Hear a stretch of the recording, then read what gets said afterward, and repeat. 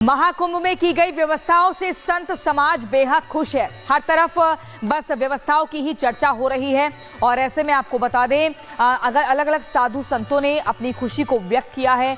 योगी आदित्यनाथ का दिल से धन्यवाद अदा किया है। क्या कुछ कह रहे हैं साधु संत, देखिए आप।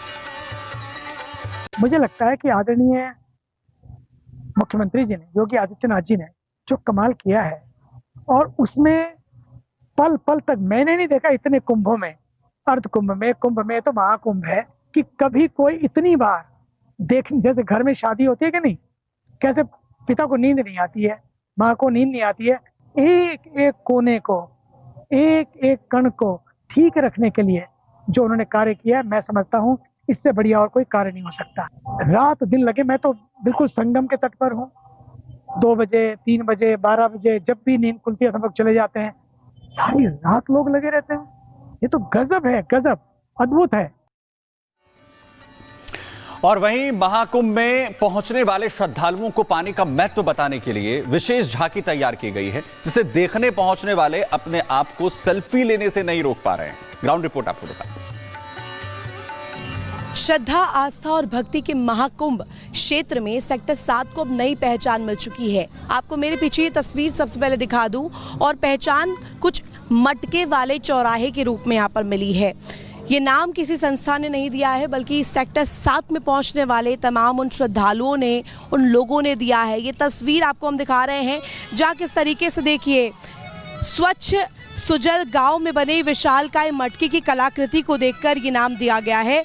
स्वच्छ सुजल के मुख्य द्वार पर बना विशालकाय मटका यहाँ आने वाले जो श्रद्धालु हैं उनके लिए आकर्षण का केंद्र बना है।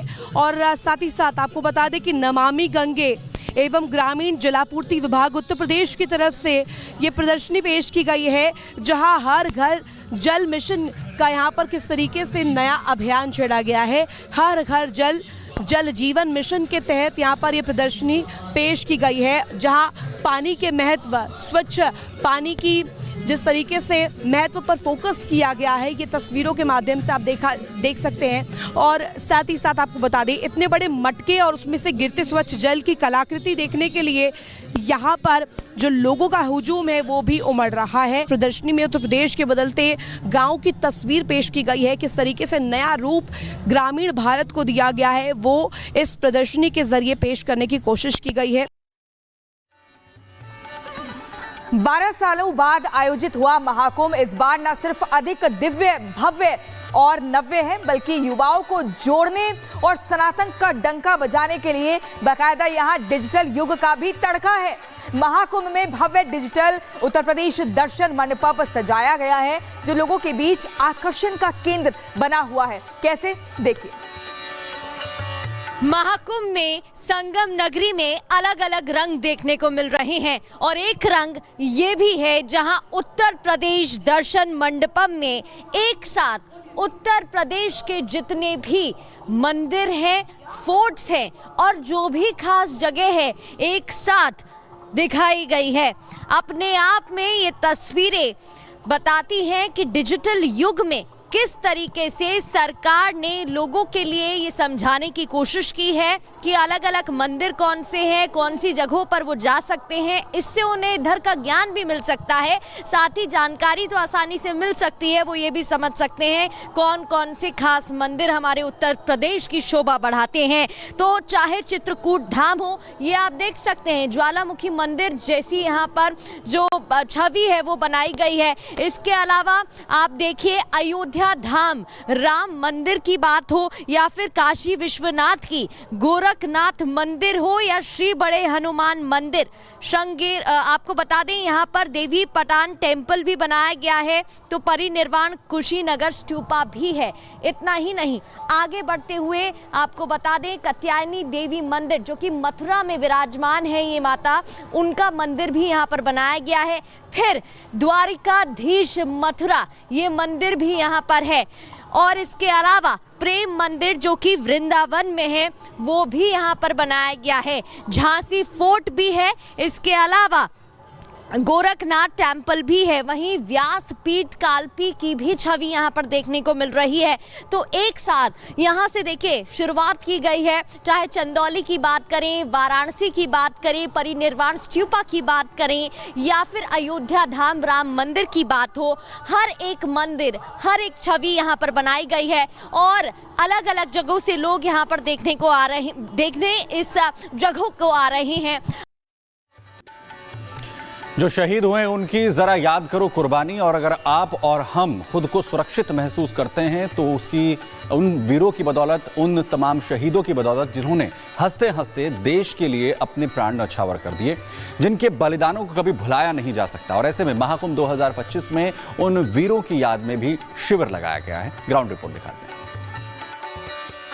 महाकुंभ में कई ऐसे शिविर हैं जो आपका ध्यान अपनी ओर आकर्षित करेंगे। एक ऐसा ही शिविर है जिसे बनाया गया है सर्वधर्म पूजा के नाम से, और इस शिविर की खासियत ये है कि इसमें हमारे देश के जो भी जवान शहीद हुए हैं ये उनकी याद में बनाया गया है। या फिर कारगिल युद्ध रहा हो, चीन के साथ युद्ध रहा हो, 2008 का अटैक रहा हो या फिर पुलवामा अटैक रहा हो, जो भी जवान हमारे शहीद हुए उन सब की याद में यहाँ पर उन्हें सजोया गया है तस्वीरों में। 108 हवन कुंडी यज्ञ किया जा रहा है ताकि देश पर कभी भी इस तरीके की जो नकारात्मक ऊर्जा है उसका प्रभाव ना पड़े, देश कभी संकट में ना पड़े। इस बात का ख्याल रखते हुए देश शांति के लिए, देश की सुरक्षा के लिए इस शिविर को बनाया गया है और यहाँ पर पूजा अर्चना की जा रही है। कैप्टन विक्रम बत्रा जिनका जिक्र होता है 1999 के कारगिल वॉर को लेकर के, उनके बारे में यहाँ पर बताया गया है। तो शहीद अनसुईया ध्यानी को भी याद किया जा रहा है।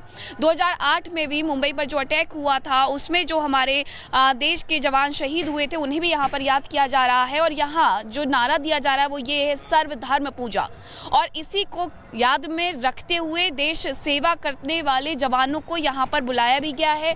उनकी जो फैमिली है, उनका जो परिवार है वो यहाँ पर आएगा, इस हवन में शामिल होगा। तो कई ऐसे कैंप है, कई ऐसे शिविर है जो आपका ध्यान अपनी ओर आकर्षित कर सकते हैं।